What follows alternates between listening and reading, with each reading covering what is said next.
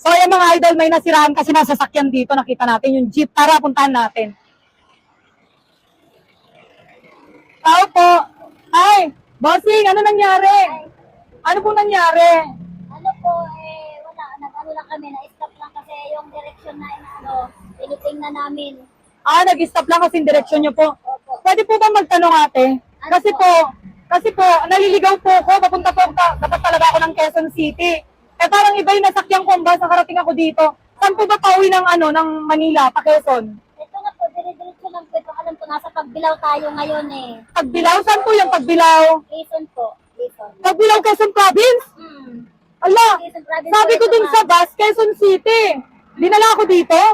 Kaya pala sabi ko parang hindi natatapos-tapos yung Quezon. Malayo. Quezon. Oo. Madam, pwede bang paturo kung saan po yung dadaanan ko, yung sasakyan ko pa Quezon City? Pauwi pa kasi ako ng Quezon City. Ginabi na ako eh. Kung ano po, bus po yun. Kaya lang behera po ang diretso talaga na bus ngayon. Lalo punuan galing Bicol yan eh. Ay, ganun po. Paano po yan? Saan po? Wala po. Hindi po ako makakauwi. Kaya kayo masakayan Wala ako masakyan. Pwede naman po kung diretso naman kaming Maynila. Saan po ba kayo sa Maynila? Quezon City po. Saan po ba kayo? Okay. Ay, Manila rin po kayo? Opo, Manila din kami. Pwede po ako makisabay? Opo, ma'am, pwede. Pwede ako makisabay? Sabi na po kayo sa amin. Pwede?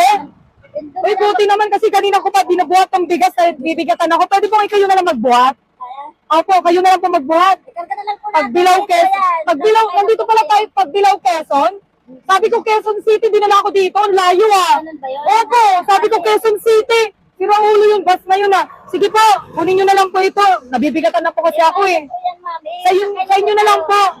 Ganun. Opo, sa inyo na lang po.